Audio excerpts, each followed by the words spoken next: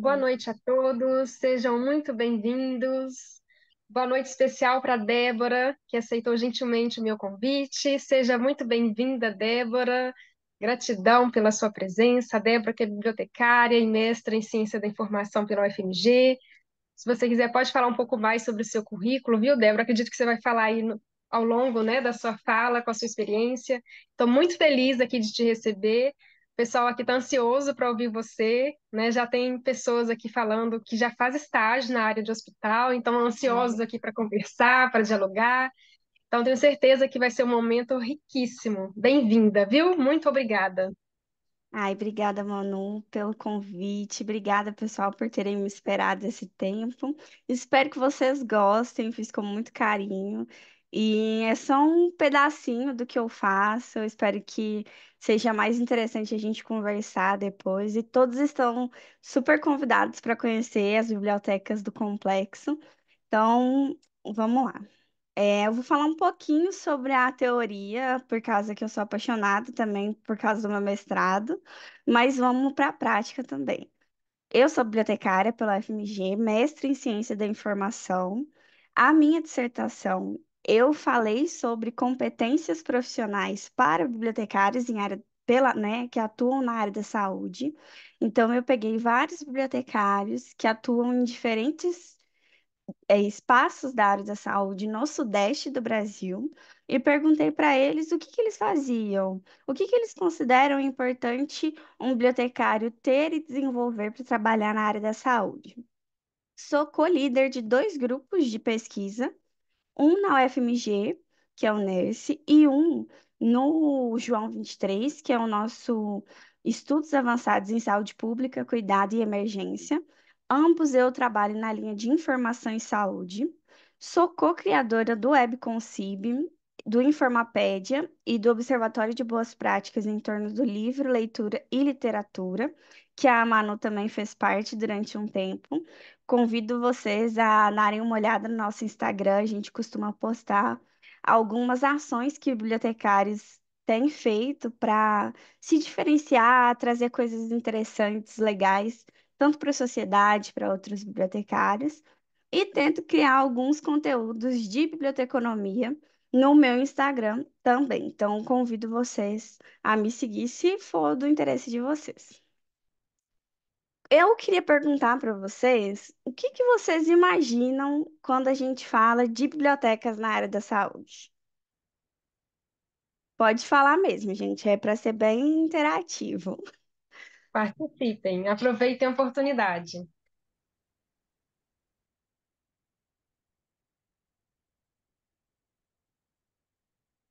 Vocês imaginam uma biblioteca mais tradicional, uma biblioteca só com livros, uma biblioteca só digital? O que que vocês pensam quando vocês pensam em bibliotecas na área da saúde?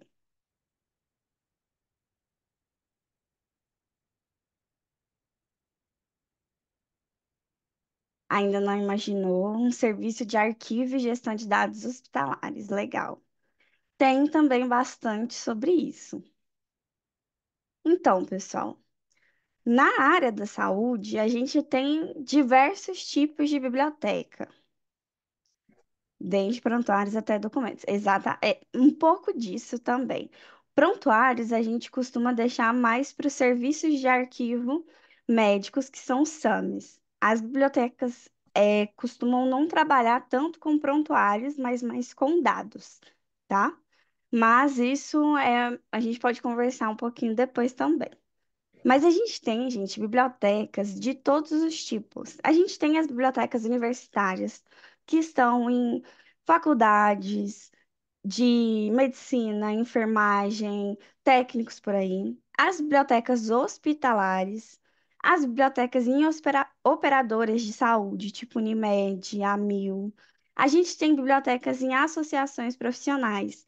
Em Minas, a gente tem a Associação Mineira, que tem uma biblioteca gigantesca, referência no Brasil. A gente tem também as bibliotecas de conselhos de profissões. Então, a gente tem os conselhos de psicologia, conselho de medicina, conselho de odontologia. Todos os conselhos profissionais tem uma biblioteca, inclusive com vários concursos. O CFM está com concurso para bibliotecário aberto, que o salário é R$ 16.000, para vocês verem. E a gente também tem bibliotecários trabalhando em instituições de pesquisa em área da saúde. Por exemplo, a Johnson Johnson.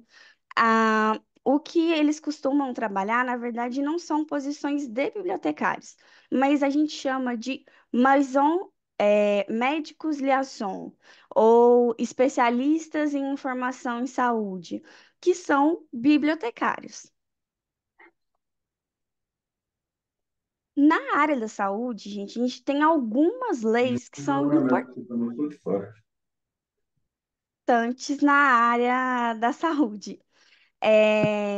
A gente tem algumas leis que são importantes. A primeira, que eu acho que é muito importante vocês se apropriarem dela, é a Lei 9.674, que fala sobre a nossa profissão, que fala que apenas bibliotecários podem atuar em biblioteca. E por que que isso é muito importante? Porque nas leis que falam sobre a área da saúde, eles não vão citar especificamente o bibliotecário. Mas eles vão falar, por exemplo, na portaria interministerial, que fala sobre hospitais de ensino. A gente tem várias qualificações para hospitais. Então, a gente tem aquele hospital que quer se qualificar como especialista em oncologia. Ele precisa ter vários requisitos. E tem os hospitais que eles querem ser hospitais de ensino. E o que que é bom para um hospital ser um hospital de ensino? Ele pode ofertar estágios, ele pode ofertar residência, ele tem vantagens em relação a procedimentos. Quando um hospital é de ensino, uma parte dos procedimentos que ele fizer é restituído, é ressarcido pelo governo. Então, quando tem um caso, por exemplo, que vai precisar passar por uma tomografia, vai precisar passar por um exame específico, e é um hospital de ensino, qualquer coisa que for gasta naquele caso vai ser restituído pelo governo. Muitos hospitais são hospitais certificados.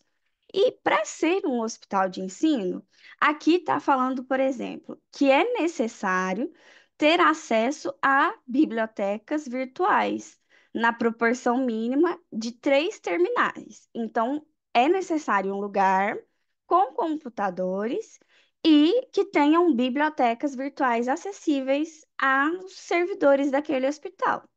E descrição das instalações da biblioteca da unidade hospitalar ou instituição escolar, de ensino superior conveniada. Porque existe essa possibilidade. Um hospital, ele quer ser um hospital de ensino, mas não pode ter toda aquela estrutura. Então, ele se convenia uma instituição de ensino, por exemplo, a UFMG ou a IPMIG, né? Então, ela vai se utilizar daquela instituição para ter esses convênios, né? No nosso caso, a gente é um hospital de ensino, então a biblioteca, ele é credenciado por causa da biblioteca. É uma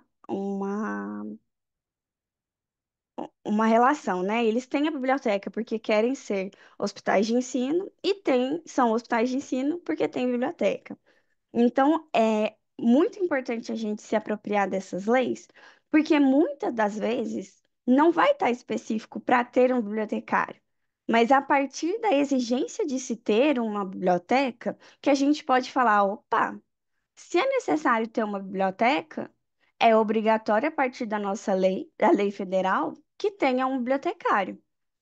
Uma outra lei muito importante na área da saúde é a resolução da Comissão Nacional de Residência Médica, que dispõe sobre a Comissão Nacional, que fala que, para se ter residências médicas, o requisito mínimo de uma instituição é possuir uma biblioteca atualizada com acervos de livros e periódicos adequados. Então, novamente, a gente pode usar. Olha, se um hospital ele tem residência, é obrigatório que ele tenha biblioteca. Logo, é obrigatório que ele tenha um bibliotecário. Então, são leis importantes. A gente tem que conhecer muito da legislação da área em que a gente quer trabalhar, porque é uma forma da gente assegurar que existam vagas para a gente trabalhar também. Inclusive, para a gente poder denunciar nos conselhos quando tem uma, uma uma questão ilegal, né, dessa profissão, que pessoas que não são bibliotecárias atuando. No caso das residências, por exemplo, a gente também tem a possibilidade de uma instituição ser conveniada. Então, o Hospital das Clínicas, ele é conveniado ao FMG pela EBSERH. Então, a biblioteca do Hospital das Clínicas é a Biblioteca J. Baeta Viana. Também uma questão diferente é a residência multiprofissional e uniprofissional, que não fala de biblioteca, mas fala de centro de estudos e fala de livros. Então, ali a gente pode, talvez, discutir um pouco sobre a necessidade de ter um bibliotecário. E em todas as matrizes curriculares das residências, fala da necessidade dessa atualização, de ter um acervo específico. Então, são locais que a gente consegue discutir e falar da importância de ter um bibliotecário. Aqui, gente, é mais para gente, para eu trazer para vocês muitas das coisas, não vou falar tudo isso. Na área da saúde, a gente tem quatro perfis que são bem específicos e já são consolidados na literatura, que são os bibliotecários médicos, os bibliotecários clínicos, os informacionistas e os informacionistas de pesquisa. Esses perfis, eles surgiram principalmente no contexto norte-americano. Os bibliotecários médicos foram os primeiros a surgirem lá naquele contexto, principalmente de bibliotecários que atuam em bibliotecas mais tradicionais, principalmente voltadas em bibliotecas terapêuticas. Então, são aqueles bibliotecários que ajudam no tratamento do paciente, mas não junto da equipe clínica. Vai trabalhar ali com a biblioterapia, vai trabalhar com o empréstimo de livros para recreação. Foi o primeiro perfil realmente a trabalhar em hospitais. A gente tem o bibliotecário clínico, que já trabalha junto com a equipe clínica, mas ele não é um especialista, ele vai trabalhar com uma intermediação da informação. A gente tem o informacionista, que ele nasceu da ideia do especialista. Sabe como na área da saúde a gente tem o cardiologista, o gastro, o neuro? O informacionista, ele nasce dessa mesma ideia, de que uma pessoa vai se formar em neurologia e vai ser um informacionista de neurologia. Então, ele vai ser um pesquisador que vai trabalhar com informação em saúde específica de neuro. E informacionista de pesquisa, ele é um perfil mais recente ainda e vai trabalhar só com pesquisa. Ele trabalha desde do início da pergunta de pesquisa até a gestão de dados, a publicação, a construção da, da coleta. Eu, particularmente, me considero um pouco de bibliotecária médica e informacionista de pesquisa. Não me considero bibliotecária clínica porque eu não atuo respondendo questões clínicas mesmo. Ninguém hoje fala para mim assim, ah, eu preciso de uma resposta rápida de qual é o medicamento melhor para esse tratamento. Já aconteceu, mas não é uma coisa corriqueira. Então, eu não me sinto confortável em falar que eu sou uma bibliotecária clínica.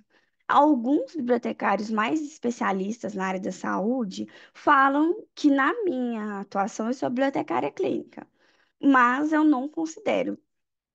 Desse lado direito aqui do slide, gente, tem algumas das atuações, algumas das atividades que os bibliotecários na área da saúde precisam fazer.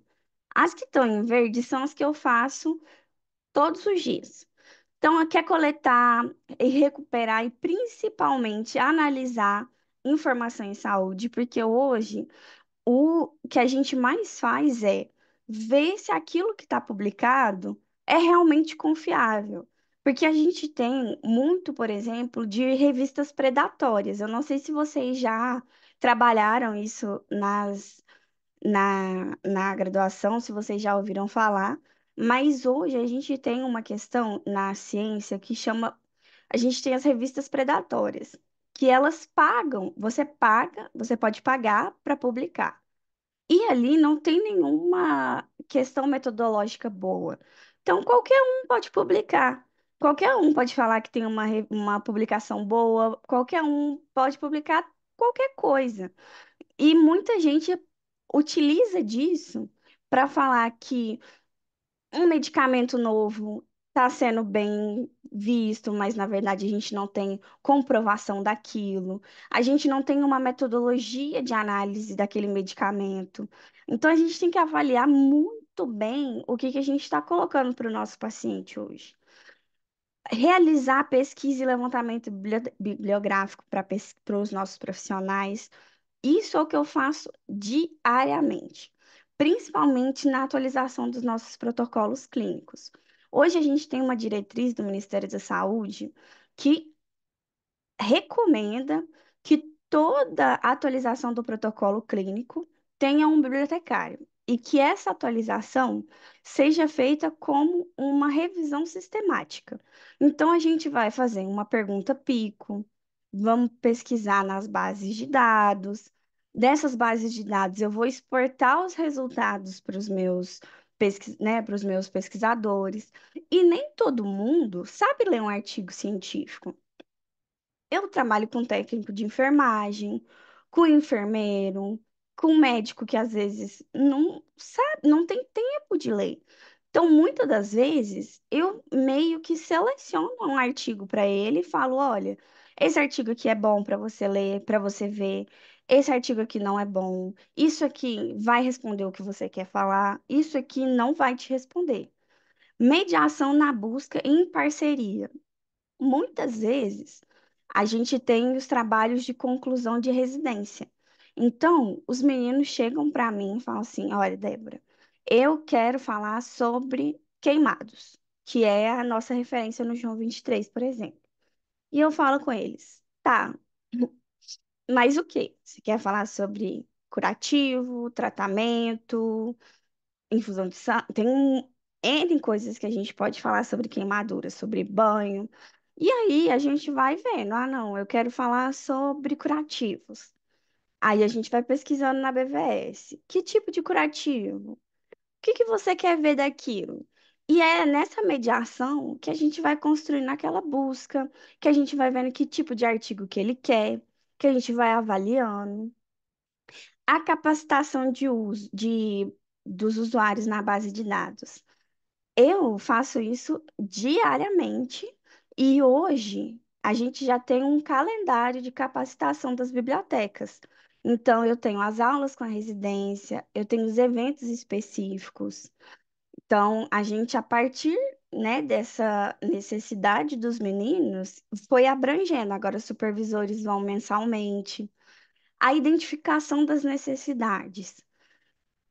Eu percebi, por exemplo, que todo mundo tinha uma dificuldade tremenda, mas assim, muito, muito grande em trabalhar com a plataforma Brasil. Não sei se vocês já trabalharam com ela. Então eu falei, ah, vou fazer um manual. Comecei a fazer um manual. Aí os meninos vieram perguntar assim: ah, mas o que que é um relato de caso? Ah, como é que eu escrevo um relato? Então, o bibliotecário, pelo menos lá no João, né, nos Joãos, é, se torna um ambiente seguro, em que os meninos não têm vergonha de falar, eu não sei, porque eles se sentem seguros e não têm vergonha de falar para mim, porque eu não vou julgar eles. Muitas vezes, gente, na área da saúde, eles têm vergonha, porque meu preceptor não pode saber que eu não sei, porque senão ele vai me avaliar mal. Meu, o médico, meu R2, que na residência a gente tem vários anos, né? Então, o R1 é aquele que acabou de chegar no hospital. O R2 já está ali. Então, a gente tem. Na Multi, só 2 anos. Na Neuro, a gente tem 5 anos. Então, o R5 já é o bambambam dos residentes. Então, o R1 sempre fica, ai, meu R3 não pode saber que eu não sei escrever ou no prontuário. E lá na biblioteca, não. Eles se sentem seguros de perguntar as coisas. Então, a gente acaba tendo um trabalho de formiguinha. Eles vêm, pode parecer que eu não estou escutando, mas eu vou, pergunto, porque eu não tenho nada a perder. Vou perguntando até eu achar a resposta. A sistematização de resposta mesmo, que é isso, ir numa base de dados e falar, olha, a- até agora, isso é o que é o mais recomendado. Eu recebi uma demanda uma vez que foi o seguinte: é, a gente teve uma visita e eles queriam que a gente comprasse uma câmara de cuidado com o queimado, mas que era uma câmara assim imensamente cara que não fazia sentido a gente comprar. E a nossa chefe da cirurgia chegou e falou: Débora, me ajuda a pesquisar se realmente faz sentido a gente comprar isso ou não, se tem evidência científica. Fui, pesquisei e eu morrendo de medo, porque eu falei: meu Deus, se eu falar alguma coisa errada aqui, é o meu trabalho. E eu falei: olha, fui pesquisando e eu só achava relato de caso. Não achei ensaio clínico, não achei nada muito robusto para falar que a gente precisava.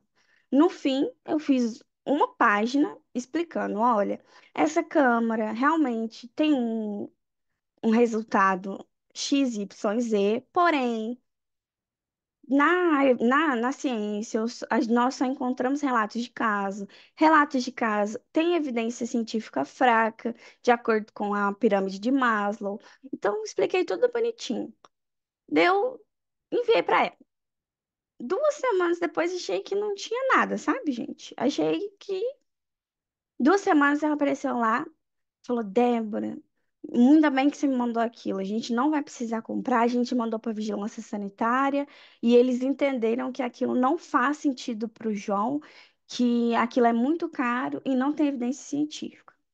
Então, o, o biblioteca, assim, a minha atuação ela vai se criando a partir das necessidades que os meus usuários têm dentro da biblioteca. Então, por isso que eu me considero um pouco de bibliotecária médica e muito de informacionista de pesquisa, que hoje eu trabalho muito mais com pesquisa do que realmente com uma biblioteca tradicional. Eu passo muito mais do meu tempo trabalhando com pesquisa, avaliando necessidade, avaliando evidência científica, do que catalogando um livro, por exemplo. Deixa eu ver aqui o que vocês falaram.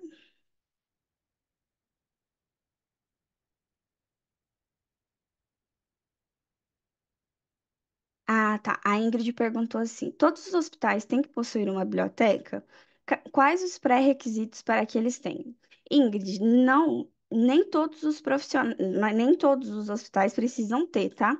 Só aqueles que queiram ser classificados como hospitais de ensino ou que queiram ter residências, até aonde eu sei. Se eles querem ser qualquer um desses dois, é obrigatório. Se eles não têm nenhuma dessas qualificações, não precisa. Mas é muito difícil, por isso que o nosso conselho aqui de Minas, inclusive, fez ai meu Deus, esqueci. Avaliou, né, os hospitais e muitos deles estão irregulares, porque eles são hospitais de ensino credenciados e não têm bibliotecas como bibliotecários. Na área da saúde, gente, a gente tem três grandes instituições que falam sobre o que que um bibliotecário precisa ter, o que que um bibliotecário precisa fazer. A primeira aqui é a MLA, que é a Medical Library Association. É uma associação de bibliotecários médicos dos Estados Unidos. Lá em 2017, eles fizeram um documento falando que precisamos ter algumas competências para sermos bibliotecários da área da saúde. Então, a gente tem que trabalhar com serviços de informação, fazer gestão da informação, trabalhar com design instrucional e também realizar instruções, ter liderança e gestão de pessoas, trabalhar com a prática de medicina baseada em evidência e pesquisa e o profissionalismo da informação em saúde. Lá, eles falam que a gente pode tanto ser o básico e tanto ser o expert. E aí a gente tem alguns níveis de desenvolvimento. Já essa do meio em azulzinho é a Australian Library Association, que é da Austrália e foi em 2018 que eles fizeram o documento deles. E aí eles falam que para um bibliotecário ser um bibliotecário da área da saúde, a gente tem que trabalhar com os ambientes em saúde, porque cada ambiente vai demandar uma coisa diferente, correto? Um bibliotecário do SUS, igual eu, e um bibliotecário de um hospital particular, igual o Felício Roxo, a gente tem demandas, contextos completamente diferentes. Temos que trabalhar com serviço de referências e pesquisa, com recursos, liderança e gestão de pessoas, digital e saúde e tecnologias, competência em informação e ensino, pesquisa em saúde e profissionalismo. E aqui essa amarelinha, que é a maior, foi um documento da Canadian Health Library Association. É a do Canadá e foi já aqui em 2020 ou 2022, desculpa a memória. E aí eles falam que um bibliotecário, para trabalhar na área da saúde, precisa desenvolver essas competências aqui, de administração e organização, de gestão, de desenvolver serviços dentro da biblioteca, trabalhar com recursos, trabalhar com equipe, desenvolvimento pessoal, trabalhar com o espaço físico e o virtual, trabalhar com tecnologia, fazer valores e advocacy, promoção e divulgação, legislação e compliance, acessibilidade, diversidade, equidade e inclusão. Vocês sabiam que na área da saúde a gente tem essas metas? Pode parecer bobeira, mas como a área da saúde é uma área muito abrangente e com muitos recursos, se você não sabe para onde ir, você fica perdido. Eu, particularmente, gosto de me guiar pela da Canadian, do Canadá. Por quê? Dentro dos contextos que a gente tem, o Canadá tem um contexto de saúde parecido com o da gente. A gente tem o SUS, eles têm o estado de saúde de províncias, que é parecido. É público dentro do possível, mas não necessariamente. E eles trabalham muito com essa questão da tecnologia, que agora está muito em voga, o advocacy e a diversidade, equidade e inclusão, que é uma coisa que as outras associações não trabalham tanto. Então, eu sempre tento, dentro da minha atuação, trabalhar com esses pilares, que são competências que eu tento desenvolver, porque, gente, é experiência própria. As pessoas sempre vão questionar o porquê de você estar fazendo alguma coisa. Enquanto bibliotecário, o pessoal sempre acha que você vai trabalhar com livro. E quando você faz alguma coisa diferente, você tem que se posicionar com, com fortaleza mesmo e falar: olha, eu faço isso porque eu tenho uma associação que fala que eu posso fazer. Eu tenho que fazer isso. Eu já tive que fazer relatório para minha chefia falando que a Canadian Health fala que eu posso fazer isso. Olha, é preconizado que eu faço isso. A própria IFLA fala que a gente tem que fazer algumas coisas. Tem o desenvolvimento sustentável que a gente precisa trabalhar. E hoje a gente ainda não trabalha tanto nas bibliotecas em saúde. Você não vê falar tanto. Então, é importante a gente saber o que é esperado da gente. Minha experiência, tá, gente? Aí, vocês têm mais alguma dúvida dessas questões conceituais, teóricas? Qualquer coisa, gente, vocês podem perguntar, tá? Eu trabalho na FEMIC. O que que é a FHEMIG? É a Fundação Hospitalar do Estado de Minas Gerais. Ela é a maior rede de hospitais públicos do mundo. Não existe hoje nenhuma rede tão grande igual a nossa rede hospitalar. Gente, isso é uma coisa muito linda para a gente ter muito orgulho. Eu falo isso com o coração cheio mesmo, sabe? E dentre esses vários hospitais que a FHEMIG tem, a gente tem o Complexo Hospitalar de Urgência e Emergência aqui em BH. A FHEMIG, gente, tem hospitais em várias cidades. Tem em Barbacena, em Juiz de Fora, é, isso, Juiz de Fora, em Patos, tem em vários lugares. O Complexo Hospitalar de Urgência e Emergência, ele fica aqui em BH, tem um em BH e um em Barbacena. O de BH tem o Hospital João 23. Hoje, gente, o João 23 é o maior pronto-socorro de Porta América da América Latina. Não tem outro hospital que faça mais atendimentos do que o nosso. É muito lindo, assim, é perfeito. Eu amo trabalhar lá. O João 23, ele é referência em queimados, em toxicologia, que é picada de cobra, escorpião, é, largato, em trauma, que são aqueles acidentes bem feios, com fratura exposta, tudo isso vai lá para o João 23 ou para o Risoleta Neves. Aí, um outro hospital do complexo é o Hospital Infantil João Paulo II. Ele é o primeiro hospital e único hospital infantil dedicado mesmo apenas a crianças aqui. Foi um dos primeiros ambulatórios de doenças raras do Brasil a ser realmente credenciado e qualificado como. É um dos primeiros também qualificados em doenças infecto-contagiosas.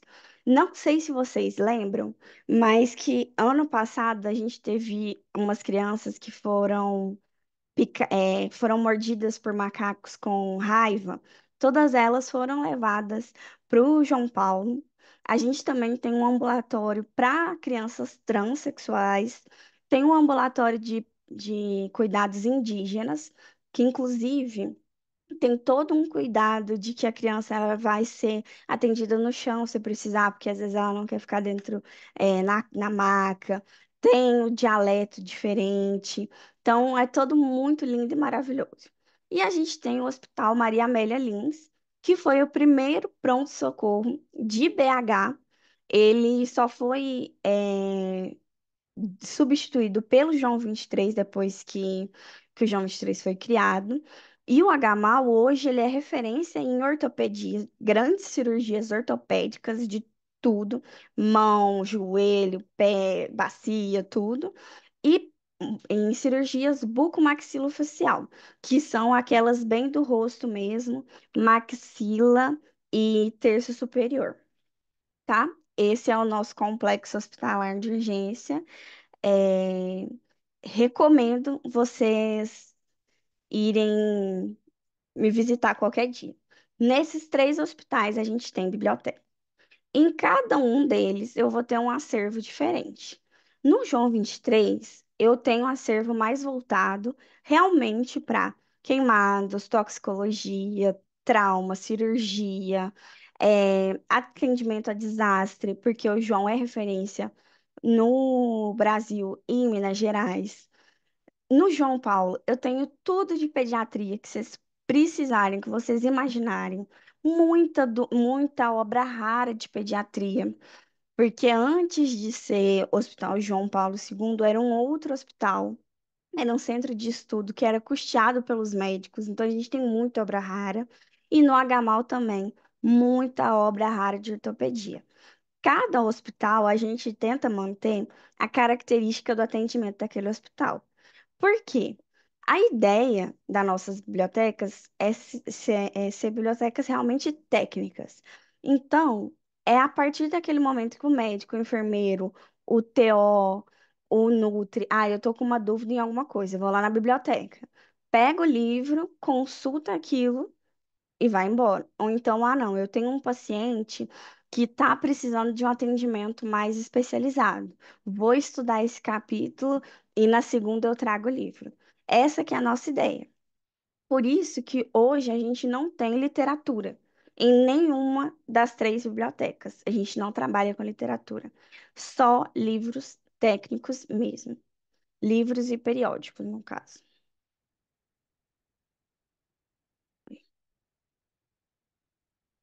Ah, tem duas perguntas aqui. No caso, a Ingrid perguntou. No caso, o bibliotecário no hospital seria responsável por gerenciar todas as obras e realizações de pesquisas no hospital ou algo mais? Esses materiais são feitos pelos próprios médicos e é realizada uma catalogação dessas obras?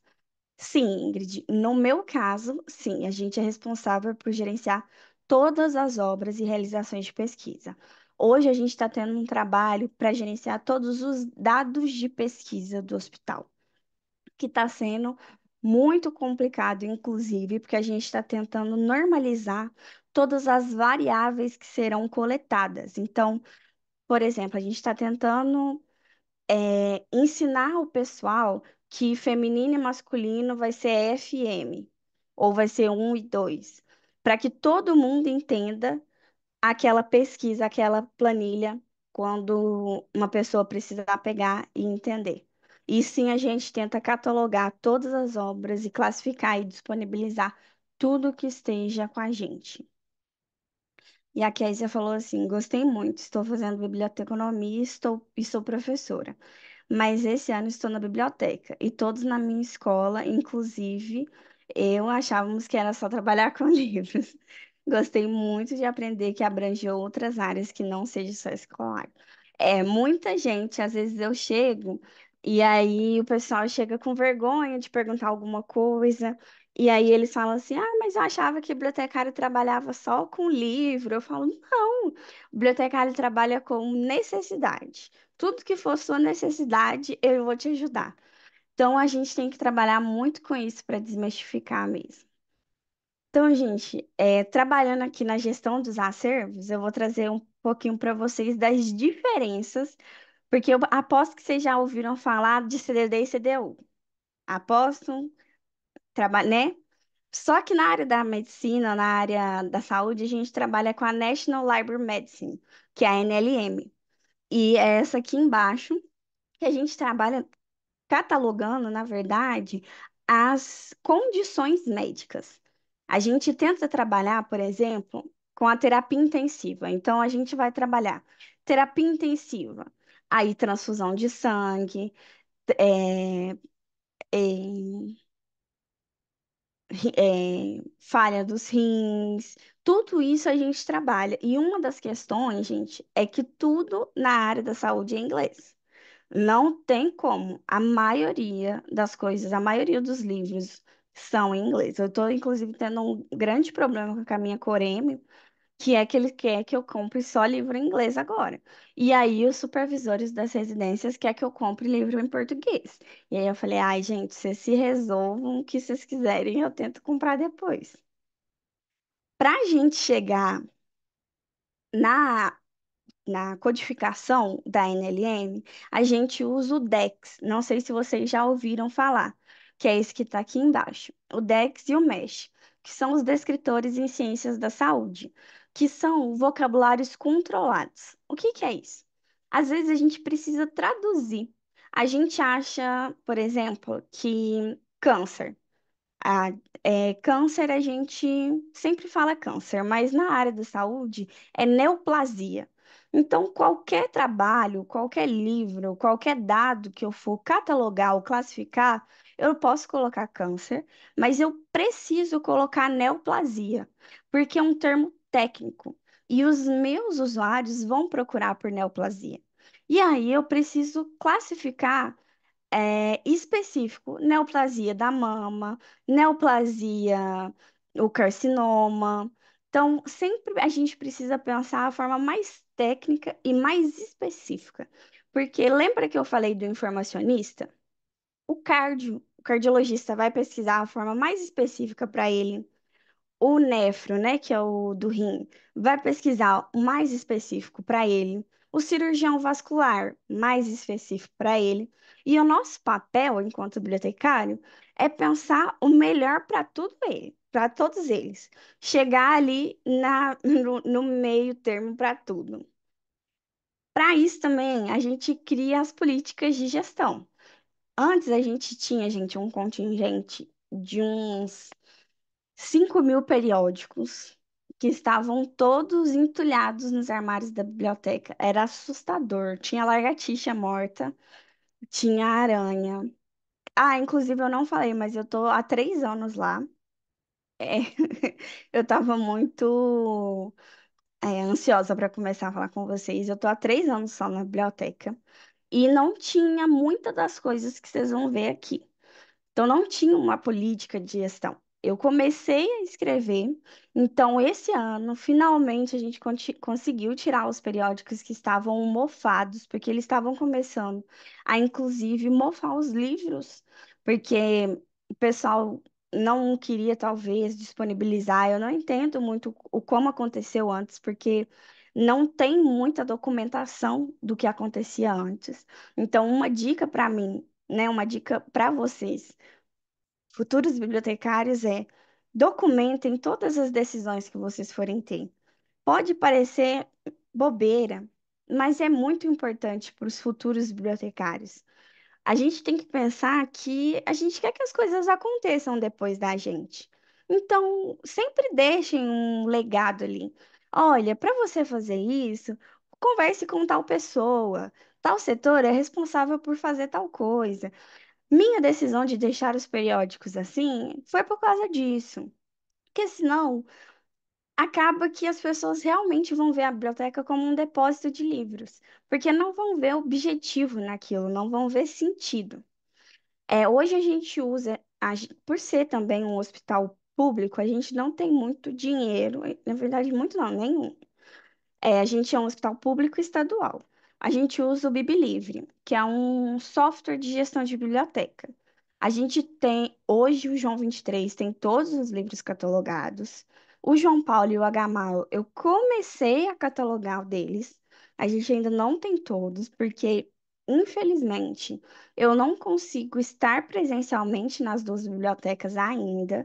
Estou tentando fazer um serviço de escala, sabe? Mas ainda não consegui fixar, porque uma vez que o pessoal do João 23 começou a gostar do meu serviço, eles me sugam muito por ser o maior. Pra vocês terem noção, só de residente hoje eu tenho um contingente de 1.000 residentes. 600 deve ser do João 23. E todos eles, sem exceção nenhuma, têm meu celular. Todos, todos, todos. Eu não consigo fugir deles, para vocês terem noção. Eu tô na aula inaugural, eles conversam comigo, então é uma coisa que suga muito, sabe? Aí a gente usa ele para fazer empréstimo, devolução, catalogação. Eu preciso fazer uma estatística do uso da biblioteca. Então, toda vez que alguém entra ou sai da biblioteca, eles assinam um livrinho e eu digito numa planilha que a gente tem. Hoje, graças a Deus, a gente vai conseguir fazer um repositório institucional com todos os artigos que são publicados, os trabalhos de conclusão de residência, os mestrados e doutorados que o pessoal faz, que são muito interessantes. Porque o João 23, João Paulo, principalmente, gente, tem muito caso muito legal, muito interessante, muito dado que vocês nem imaginam que é muito interessante. Por exemplo, esses casos de raiva que vão ajudar muito, muita pesquisa. Então, a gente tem um repositório institucional, vai ajudar muito a população a entender o que acontece dentro desses hospitais. Então, se tudo der certo, no final desse ano, a gente vai inaugurar o nosso repositório. Vou convidar, vou mandar para Manu para vocês utilizarem. E isso está sendo um projeto da biblioteca. Então, foi muito bom, porque a diretoria viu a importância do bibliotecário, da gestão de informação, da gestão de dados. Porque quando a gente começa a questionar, mas Todo mundo já fez um trabalho sobre isso. Todo mundo já, por exemplo, a gente tem universidades que querem fazer trabalhos dentro do João, principalmente do João 23. Ah, eu quero ver quantos ataques de cobra tem em Minas Gerais. Todos eles vêm para o João 23. Todos, todos, todos, sem exceção de nenhum. Só que a gente não tem esse dado. Por quê? Porque não tem uma gestão. A gente não tem os trabalhos que são feitos estão pulverizados na UFMG, na UFJE, na de São João del Rei, estão pulverizados. Então, quando nasce essa, né, quando a gente consegue mostrar a necessidade da gestão, a diretoria falou, opa, então pode fazer que a gente libera. Então, é muito legal a gente estar conseguindo fazer o repositório. E a gente vai usar o DSpace para fazer esse repositório. Em relação à referência, ao serviço de referência e eventos. Por que que eu coloquei eventos? Uma parte importante da minha atuação, no caso, está sendo fazer eventos para mostrar a biblioteca. No início do ano passado, a gente organizei o primeiro encontro de bibliotecários em saúde de Minas Gerais. Depois que eu fiz esse evento, o pessoal falou: Uai, a biblioteca consegue ajudar a gente a ver programação, a ver quem é o melhor palestrante, essas coisas? Aí eu falei: Uai, consigo, né? Posso ajudar nisso também. Aí, gente, acabou. Nunca mais. Aí, todos os eventos que vão acontecer de cunho científico e educacional, o pessoal me chama. Então, tem sido uma coisa muito legal aprender. Então, a gente já teve workshop de farmácia clínica, a gente já teve 50 anos do João, a gente vai ter agora o simpósio das residências do CHU, do complexo, a gente teve a semana do paciente queimado. Então, a gente tem muito isso. Eu tenho principalmente atendimento à pesquisa, tanto de residentes, tanto dos protocolos clínicos, dos residentes. É realmente isso. Eles têm o trabalho de conclusão de residência, então eles não sabem fazer busca em base de dados. Sentam comigo. E aí, a partir disso, eu falei com a coordenadora deles e comecei a dar aulas. Então, hoje eu sou oficialmente docente, tanto da residência multiprofissional, tanto da residência médica. Então, eu dou aulas de metodologia científica, de pesquisa em base de dados, normalização, Vancouver e ABNT e IAPA, gerenciadores de referência, qualidade em pesquisa. Por quê, gente? A gente acha que para a gente é uma coisa muito fácil. A gente aprende isso em um piscar de olhos. Mas o residente, não sei se vocês sabem, mas a residência, eles têm 60 horas práticas para cumprir na semana. Além disso, escrever um TCR. Então, a gente precisa estar muito ajudando eles. Tanto o médico, tanto o multiprofissional. São 60 horas semanais de residência. Então, eu ajudo, eu atuo muito em conjunto com as residências e principalmente com os protocolos clínicos. Por quê? Começou de uma forma informal. Vem o enfermeiro perguntar sobre. Ah, foi o que startou mesmo a minha atuação no protocolo clínico foi esse protocolo do atendimento ao paciente queimado, em que eu fiz toda a busca, só que eu fiz toda a busca parcelada. O que que aconteceu? Veio um enfermeiro e perguntou assim: Ah, você pode me ajudar a procurar quais são os artigos mais atuais e mais importantes sobre curativo? Aí eu pesquisei e mandei. 2 dias depois, veio o amigo e perguntou assim: Ah, você pode ver para mim qual que é a melhor forma do banho no queimado? Fui, balneoterapia, queimado, tá? Tá. Um dia depois, você pode ver para mim qual que é a melhor forma de sedação? Tá. Então, eu fiz toda a parte de pesquisa do paciente queimado, só que tudo parcelado. Aí depois eu fui, falei com a minha chefe, falei assim, olha, esse protocolo ficou muito bom, ficou muito completo. Então, eu acho que todos eles podiam ter a possibilidade de ter essa pesquisa completa. não precisa partir deles, sendo que a gente tem uma bibliotecária aqui que pode fazer esse serviço. E aí minha chefe falou, mesmo, por que que você tem que fazer parcelado, sendo que você vai saber do tema e você pode fazer esse negócio? Então, a partir dessa demanda, que a gente tem que ficar atinado. Então, eu atinei e falei, olha, vou falar, propus isso para protocolos clínicos, então hoje todos os protocolos clínicos eles conversam comigo, eu faço a busca e passo para eles. Esse, eu sou colaboradora, fiz todas as buscas, falei, escrevi a metodologia do atendimento ao paciente queimado, fiz a ficha catalográfica. Então, é uma é um orgulho para mim fazer parte dos protocolos clínicos, sabe? E eu acho que é uma das coisas mais legais que eu tenho para fazer, que é uma das coisas que eu mais aprendo dentro dos hospitais, que é o como melhorar o atendimento, que é a partir dos protocolos que a gente vai fazer o que é melhor para o paciente. Então, a gente vai fazer treinamento e a biblioteca está dentro do núcleo de ensino e pesquisa. Então, a partir disso que eu já falo para minha chefe, olha, vamos fazer um treinamento disso, vamos fazer um treinamento daquilo. Então, a biblioteca hoje, ela se tornou estratégica, porque eu já sei um protocolo que vai vir. Já sei uma pesquisa de um residente. Então, eu consigo juntar tudo que precisa, sabe?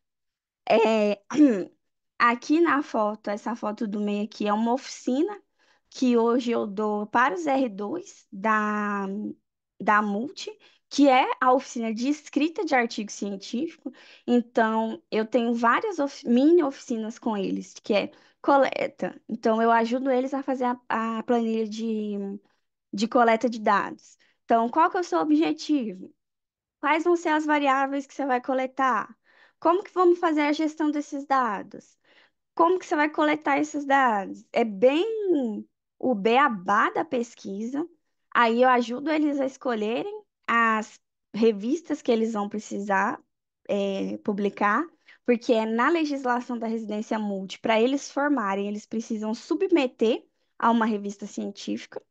E aí eu sento com eles na biblioteca, a gente escolhe a revista, já vê quais que vão ser as necessidades, assim, quantas páginas, se é ABNT, Vancouver, APA, e aí a gente já vai fazendo esses acertos.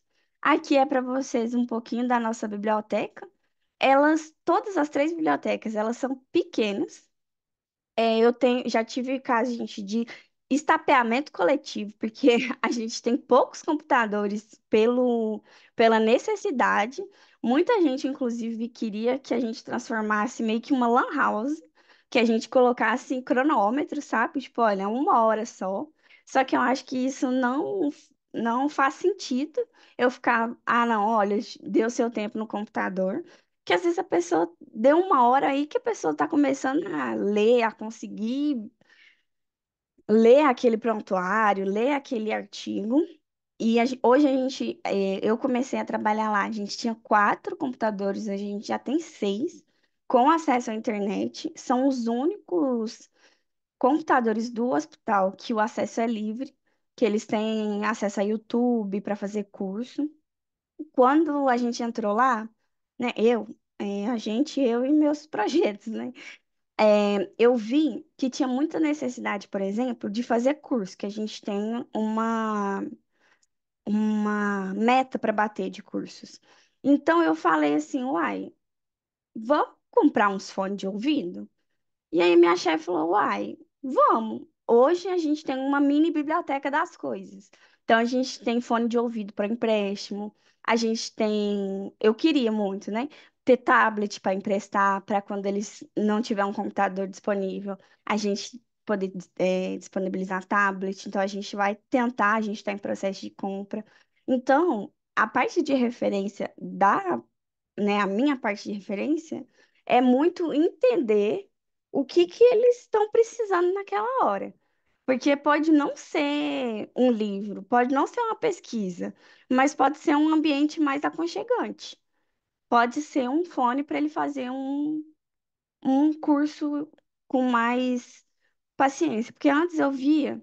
que eles chegavam com aqueles foninhos assim, bem pequenininho, não conseguia ficar muito tempo, às vezes não conseguia fazer, porque não conseguia escutar direito, aí agora eles têm esses fones igual a gente, assim, fone grandão. Então, o serviço de referência é isso, sabe? Na minha perspectiva, é entender o que que o nosso usuário, nosso leitor, está precisando naquele momento. Essa foto aqui de baixo é porque, de tanto que os nossos residentes do complexo estão se sobressaindo na escrita dos artigos, eu fui convidada pela FEMIG a gravar um curso. Então, eu fui convidada, gravei todas as aulas, todos os nossos residentes agora da FEMIG têm acesso ao conteúdo que os nossos residentes têm. Fui convidada, fui para Juiz de Fora dar essas aulas, com tudo pago. Então, assim, gente, ser bibliotecário é muito bom. Ser um bibliotecário apaixonado pelo que faz é melhor ainda, porque você consegue realmente fazer a diferença na vida das pessoas, sabe? Então, vamos continuar aqui. Eu fico até apaixonada, gente. Vocês vão ver, eu sou apaixonada mesmo no que eu faço. E, igual eu falei para vocês, eu faço muita parte da pesquisa. Então, desde que eu tô lá, eu trabalhei muito com criação de manuais e e-books. Então, fiz esses dois e-books, que é um guia prático para os meninos, em que todas as aulas eu crio um QR Code explicando um passo a passo de como que eles vão na base de dados, o que que são operadores booleanos, o que que é o DEX e o que que é o MESH, como que ele faz uma revisão bibliográfica, qual que é a diferença de uma revisão sistemática para uma revisão de literatura. É, Hoje, eu sou responsável por ver todas as publicações do complexo, então, todos os meses eu preciso rodar uma estratégia de busca em todas as bases de dados que eu tenho acesso, para ver o que que foi publicado naquele mês do João 23, do João Paulo e do H-Mal, seja artigo, resumo, publicação de evento, dissertação. Tudo que foi publicado cientificamente, eu sei. Vocês podem me perguntar, porque eu preciso mandar para a central, então tenho que ter esse controle. É, Auxilia muito o grupo de pesquisa, então, além de ter uma linha de pesquisa, eu sou secretária do grupo. Eu faço a parte de gestão do grupo, de e-mail, de regimento, de como que a gente vai atualizar o currículo Lattes, de como que eles vão colocar no Orcaid o que são parte do grupo. Hoje, de tantos meninos saberem de pesquisa, meninos que eu falo são os residentes, tá, gente? A maioria é mais velho do que eu, mas para mim eles são meninos. De tantos meninos saberem de pesquisa, os supervisores e os tutores deles começaram a querer consultorias específicas. Então, hoje, por exemplo, eu tenho, toda terça-feira, os tutores da emergência vão e conversam comigo de pesquisa. Aí eles tiram dúvida comigo. Eles falam: se eu quiser fazer uma pesquisa sobre traumas de fêmur, que é uma das pesquisas que a gente está rodando agora, que é a gente está rodando uma pesquisa gigantesca no João, que é sobre um grupo de fraturas de fêmur. E aí a gente colocou o seguinte: eu coloquei 3 residentes para coletar perfil epidemiológico. Então, quem são os pacientes que chegam com fratura de fêmur? O outro grupo, quais são os fatores de risco desses pacientes? Que vai ser idade, que vão ter comorbidades, esse tipo de coisa. Então, conforme eu fui trabalhando com os residentes, os supervisores eles foram falando, olha, essa menina pode me ajudar a orientar. Então, hoje, toda pesquisa, eles vão lá e me perguntam: o que que você acha disso aqui? Você acha que vale a pena?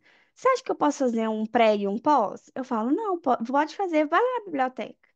Então, a partir dessas demandas, a biblioteca foi começando a ficar ativa na vida das pessoas, sabe? E eles foram começando a gostar de ir na biblioteca, de perguntar, de fazer parte mesmo. Então, fim de semana eles me mandam pesquisa. O meu Instagram, por exemplo, eu sigo algumas revistas da área da saúde estratégicas, porque eu sei, por exemplo, que tem uma residente de enfermagem que está pesquisando sobre transporte aéreo.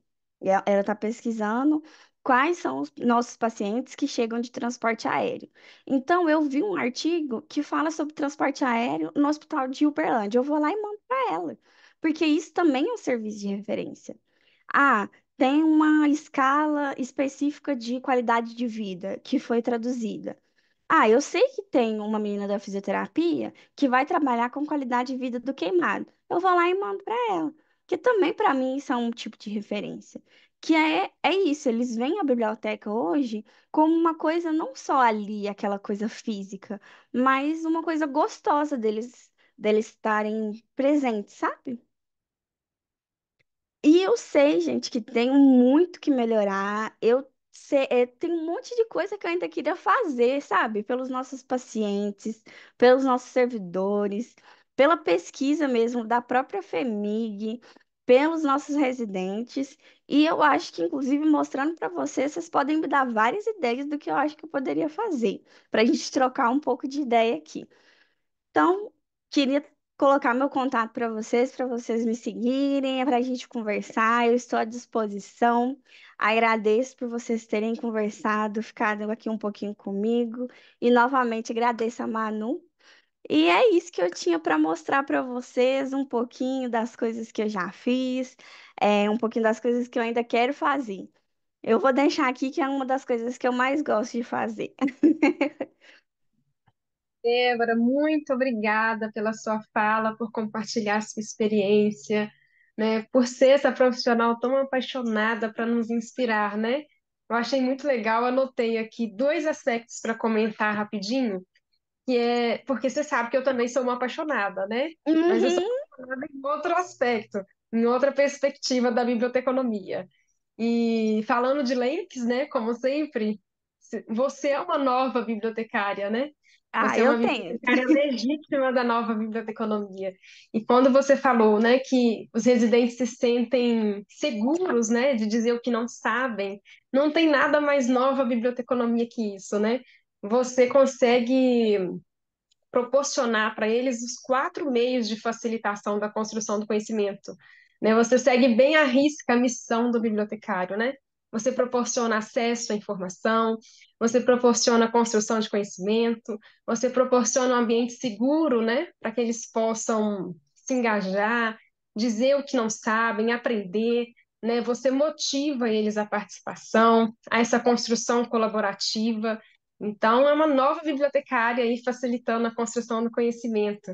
E quando você diz que eles te sugam, né, é na verdade porque você se tornou essencial, É, né? E não tem nada melhor, não tem nada mais bonito para um bibliotecário, né? Eu acho que para qualquer profissional ter essa excelência, né, a ponto de se tornar essencial. Então, é muito gratificante poder te ouvir. Quero te parabenizar pela profissional que você é, viu? E tem algumas perguntinhas aqui no chat, tá, pessoal? Vou tá. encaminhar o link da lista de presença para vocês terem acesso ao certificado. Tem uma perguntinha aqui, tem da Ingrid e tem da Gabriela também, tá? A Ingrid perguntou o seguinte. No caso, o bibliotecário no hospital seria o responsável por gerenciar todas as obras e realizações de pesquisa do hospital ou algo a mais.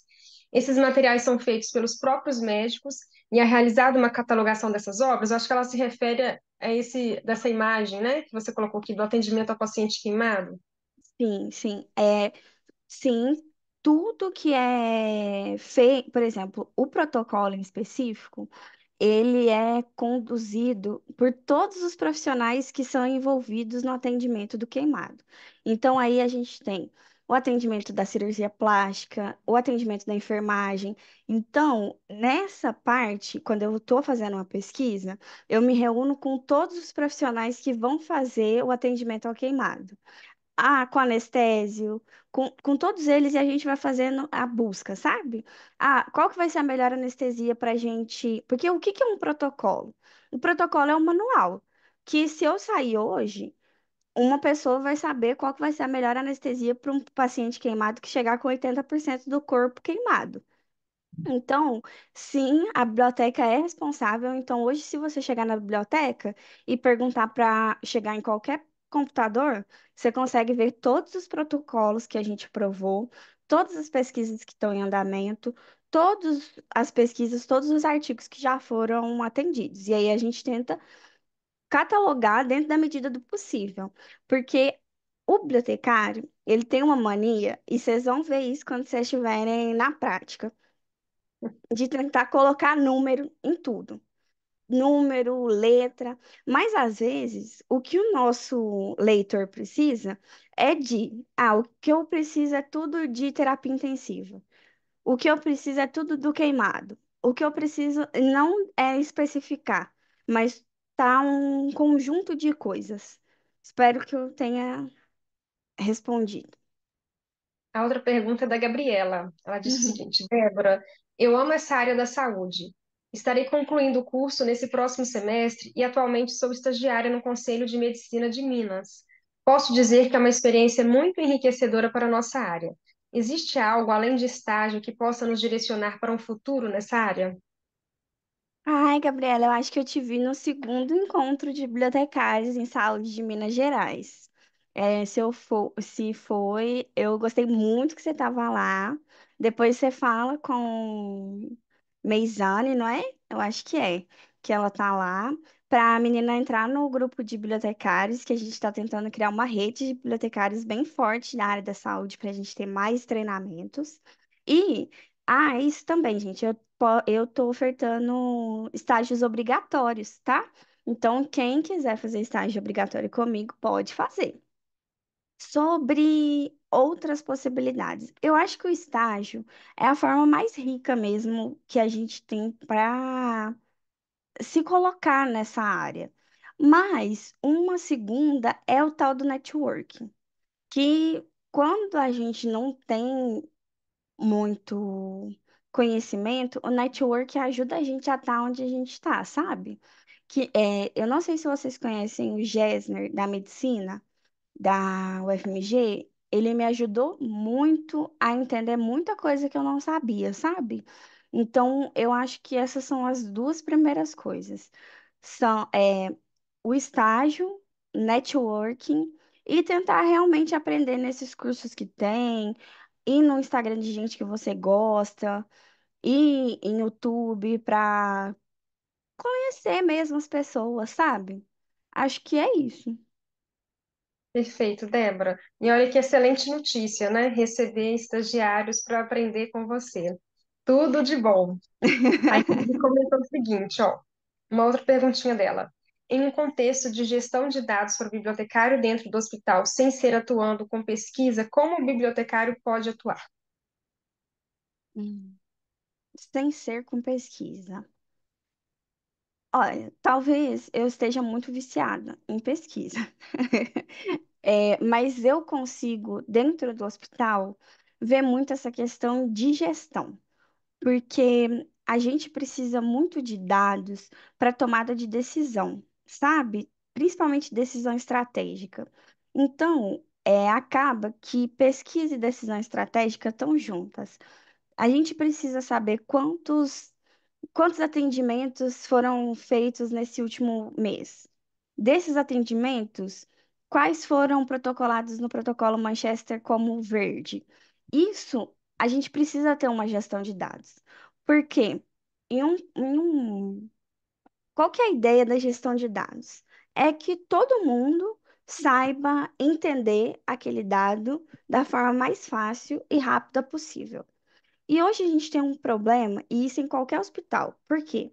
Eu trabalhei em um outro hospital, que é o Vera Cruz aqui de BH, que é um hospital particular, que tinha vários dos problemas que eu tenho hoje no hospital público, que é, num computador eu tenho um programa, e no outro aqui do meu lado eu tenho um outro programa.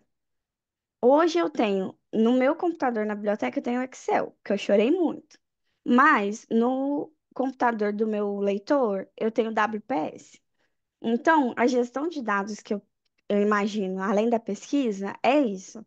Fazer um plano de gestão de dados para que todo mundo consiga utilizar o mesmo dado. Então, fazer com que softwares de estatística consigam ler o mesmo dado mais de uma vez e de diferentes formas, fazer essa normalização de dados, geralmente. pegar mais de um software e limpar aqueles dados. Então, o que que vai ser um dado realmente relevante?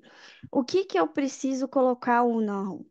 Será que a- o horário do atendimento é relevante para a gestão estratégica daquele hospital ou não? Então, eu imagino a gestão de dados sem ser na pesquisa, mais voltado para isso, em decisão, em tomada de decisão para para avaliação de novas tecnologias, essas coisas assim. Perfeito, Débora. O pessoal está aqui te elogiando bastante. Ai, gente, tomara que vocês tenham gostado mesmo. A Neise está aqui falando que ela sabe o que é ser apaixonada pelo que faz, porque ela é professora há muitos anos e é apaixonada. A Rosângela comentou que é muito bom ouvir uma profissional apaixonada por seu ofício, porque passa a ideia de excelência. E pessoas excelentes e apaixonadas fazem a diferença. Que bom, gente. Maravilhosa palestra, amei a palestra, muito obrigada. Muito proveitosa, muito aprendizado. Quem é bom no que faz realmente é sugado, pois se torna um manancial de conhecimento. Ai, Muito gente, é bom. mesmo, sabe? Eu brinco disso, mas eu adoro. Esses dias eu peguei, né, eu até conversei você foi no primeiro. Eu tava conversando com a Manu que eu peguei uma virose, né? Que semana passada eu tava de atestado. E os meninos estavam me mandando mensagem. Aí meu noivo falava assim: ai, amor, não responde, não precisa. Mas eu não aguento. Eles me mandam mensagem e eu respondo. Porque eu gosto disso também, sabe? É aquele famoso, sabe? A gente gosta de estar presente. Aí, quando não, na formatura deles, eles me dão um bombom, me dão chocolate. Eu fico sabendo, gente, uma das coisas boas, assim, a Manu pode até depois me puxar a orelha. Mas, gente, é ótimo que eu fico sabendo das fofocas do hospital pelos residentes também. Eu amo. Faz parte, o bibliotecário fica sabendo, né? Na biblioteca escolar acontece a mesma coisa. A gente fica sabendo mais dos bastidores com os alunos do que com os colegas de trabalho. Do que qualquer um. Então, todo mundo do meu setor, às vezes fica assim, nossa, Débora, como que você sabe tanto do que está acontecendo? Aí eu falo, gente, eu sou bibliotecária. A gente trabalha com disseminação da informação. Eu tenho que saber das coisas. É isso mesmo. Ai, Débora, muitíssimo obrigada, viu, por ter estado aqui conosco essa noite. Uma aula riquíssima, foi de fato uma aula, né? Eu também aprendi muito com a sua experiência, viu? Muita gratidão por ter chegado direto do trabalho e vir conversar com a gente, viu? Muito obrigada mesmo. Riquíssimo o Ai, seu trabalho, gente, lindo de ver. eu que agradeço. E, de novo, convido vocês depois, assim, não sei como que é, mas façam uma visita técnica lá. Vai ser um prazer receber todo mundo. Vai ser um prazer estar com você, viu? Gratidão, gente, por ter estado conosco aqui até esse horário. Boa noite a todos. Vou encerrar a gravação, tá? Vocês estão aqui na minha equipe de danos. E não é só uma ambulância? É o que eu achava.